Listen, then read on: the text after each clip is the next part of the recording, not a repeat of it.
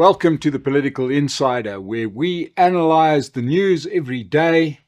And at the moment, there is no bigger news than the commissions of inquiry running in parallel. We've got the Madlanga Commission being run by a retired judge, Madlanga, that's taking place in Pretoria. And then in Parliament, we've got the Parliamentary Ad Hoc Committee meeting being held in Parliament in Cape Town. And for the first time, as it's happened, they happened in parallel yesterday. And we got testimony, very important testimony, in both of the hearings. So before we dive into what was said yesterday at the Madlanga Commission in Pretoria, as well as in Parliament, can I remind you, please, to subscribe to the Political Insider. It helps when our subscriber base grows, and it helps when you comment or like and share these videos, and hopefully we are adding value. Right, so we are going to kick off in Parliament at the Parliamentary Ad Hoc Committee, where they have got day number 3 of our currently on leave Police Minister Senzo Mchunu, and he was being questioned by parliamentarians, and it was interesting. Let's first talk about Senzo Mchunu himself. He is quite a polished operator. Quite clearly, the guy has been in politics for a while. He's very articulate. He's very organized in his thinking. And he's very unconvincing in some of the answers that he gives on important issues. So, let me explain why I say that. I say that because his delivery is great and he does carry a lot of natural gravitas, but whether that's effective, whether you're using that for good or for bad is a separate question. He is still trying desperately to explain that when he disbanded the task team, the political killings task team, which is what these hearings are all about, and he wrote the famous letter at 4 p.m. on New Year's Eve in 2024 saying that this task team must be disbanded immediately, he didn't mean immediately. He meant immediately. And he's trying to explain the two immediatelys. Now, I don't know about you, I tend to have one understanding of immediately. Apparently, there's two meanings of immediately. I don't know, maybe this is a South Africanism, a bit like now, and just now, and you try and explain that to a foreigner. But what he's trying to say, as he has tried at pains to explain, is that he's talking about, he said immediately, which was in the context of it being quite soon, start the process as soon as possible. Don't know why I didn't just use those words, but it's unconvincing as to, A, why he's issuing this when he's issuing it, i.e. on New Year's Eve at 4 p.m. He knows that his police commissioner is on leave. He knows that the country is on leave. He knows that nothing is happening in the next week. And it's almost like when you're trying to hide stuff, you would do it on December the 31st at 4 p.m. He is spinning his wheels very, very hard as to what he meant when he wrote that letter. He is at pains. He's at pains to say that it was his decision and it wasn't influenced by any criminal syndicates or cartels or bad people. It was his decision and his decision alone. He basically even informed the president to say, I have taken this step. Okay, now, he also tries to bury it in some other processes, being the fact that he had disbanded other task teams, other teams, because the police is ravaged, has got 1 million different teams that do 1 million different things. And he is trying to link it to all of these other things, actions that he has taken, saying this is just one of many actions. The difference is that this task team was dealing with some of the worst criminal activities in the country. And people were dying. People were dying. Money was being stolen from hospitals. Criminal syndicates were peddling drugs in townships. And this task team was not like 1 million of the other task teams that were doing work that wasn't perhaps, I don't want to denigrate the work they were doing, but certainly this political killings task team was performing a very vital function. he says it was his decision alone. He says that he had nothing to do with the dockets. Nowhere in his letter did it say that the dockets must be transferred to Shadrack Sibiya in Gauteng, and he doesn't know how that happened. This is after Shadrack Sibiya sort of said this was inferred that it was the minister who told him to move the dockets to Gauteng. Well, it seems like Shadrack Sibiya here is being isolated, and he is definitely a guy with some shady life choices. But in any case, he ends up, this guy had been kicked out of the police before, and then he gets brought back at a higher level. Only in South Africa can you get it. But Shadrack Sibiya basically sold down the river by the minister, who said he did not instruct him to move these dockets, and he did it of his own accord. So that was really, really the bulk of what came out in Parliament. He denied categorically to have ever known, dealt with, communicated with, or anything else with KT MOLEFE. This directly contradicts what Mqashu has said on two scores. Mqashu said that the only way that this decision was made was because it was influenced by criminals like KT MOLEFE, Senzo Mchunu, Mngwani, Maumela. This Senzo Mchunu is going to die on that hill saying this was a decision that came out of his own brain, nobody influenced him. This one has got a long road to go. His testimony may be done, but there's definitely more questions to answer as to how this decision was reached and the way it was reached. In parallel, the hearing at the Madlanga Commission continued, and it was Witness A, as he is called. This is a crime intelligence officer, a policeman, a real policeman who is investigating crimes on the ground, putting bad people in jail, who is fearing for his life. So he has to do his testimony off camera.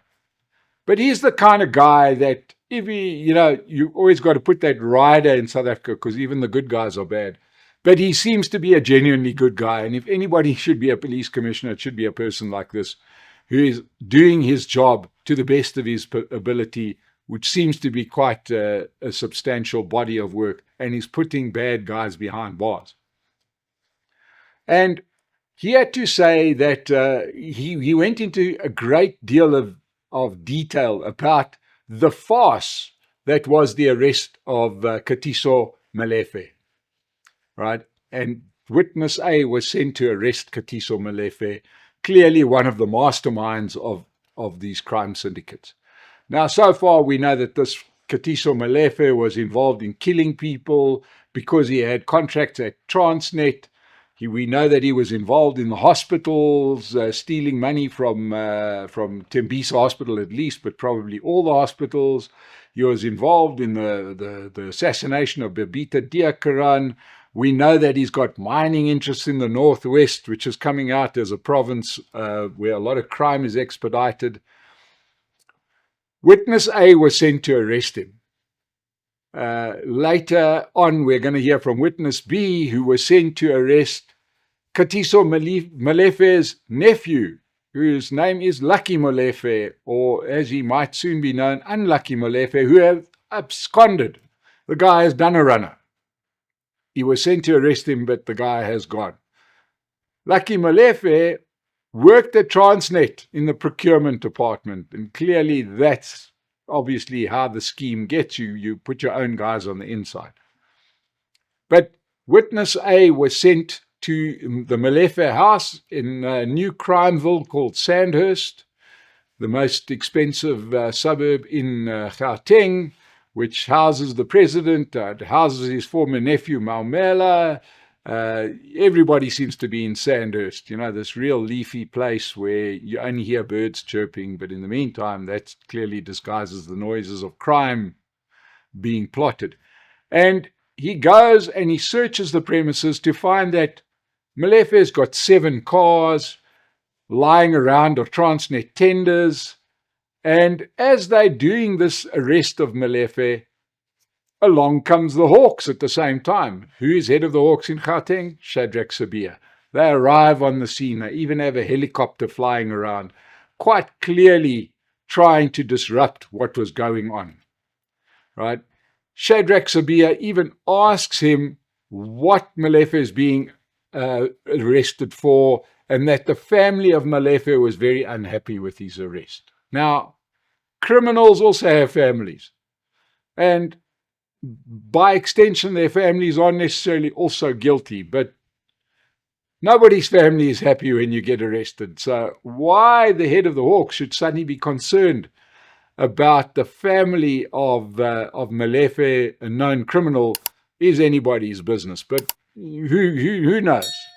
But also what is obvious is that there are many senior people in this rotten province called Gauteng, in the police higher-ups, that were involved with these criminal syndicates. A couple of names come out. This Brigadier Mqashu from Sedibeng, he was the acting police commissioner down there, clearly showed a disproportionate interest in the case. And remember, this was a guy instrumental in making sure that one of the assassins of Armand Swart, this unlucky chap that got gunned down because his company had unearthed tender irregularities, had been one of there were three assassins, one of them a police detective, Michael Puletau, and this witness A, this policeman, was told before the court case that this guy was going to get bail, not the other two, but this guy was very important, and he was going to get. So there is something rotten. Sedibeng, for those that don't know, is further south of Johannesburg, near the Vaal area, Vanderbijl Park, Vereniging area.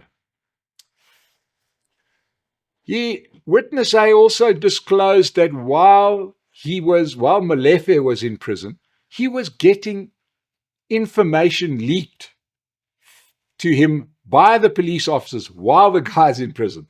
So, much like the mob movie, the guy's in prison and he's still running his operation. He's still getting information from dirty cops. Molefe gets out on bail and travels to the UK on a false passport. This is the same Molefe that's been granted bail just a week ago. Boy, a lot of people need to go to jail in this country. My word. Because obviously if you get bail, one of the conditions are you a flight risk? Well, the last time he was on bail, he left the country on a false passport, only getting turned away when he was discovered on that side. Right? And then, of course, in closing, witness A mentioned that there's an entrepreneur, as we call them in South Africa. These are not guys that run factories or anything. They get in the middle of deals. Zeng Kumalo is an entrepreneur who's got links to Julius Malema, and witness A said Shadrack Sibiya also has links to Julius Malema. He didn't elaborate on them, but it's the first time that names of prominent politicians are coming up, other than the ones that we've heard already. And of course it does raise a question, because Julius Malema is doing a sterling job in questioning Senzo Mchunu in Parliament. But last week, Shadrack Sibiya was in Parliament, and Julius Malema was unbelievably lackluster, barely asking a question, even missing a day of testimony. He wasn't asking questions when Sibiya was there. When Mchunu was there, he asks the guy what he had for breakfast. So, you start seeing spooks, only because we don't know who's clean and who's dirty. And we just recently, on the State of the Nation, interviewed Micah Reddy, where he's written a whole book about the corrupt dealings of Julius Malema and the fact that the guy owns 10 properties and he's only ever worked in Parliament. So, clearly he's the best investor of all time or something else. In closing, witness A got very, very, very emotional. And he said that if South Africa doesn't make the necessary changes now, this is going to bring the country down.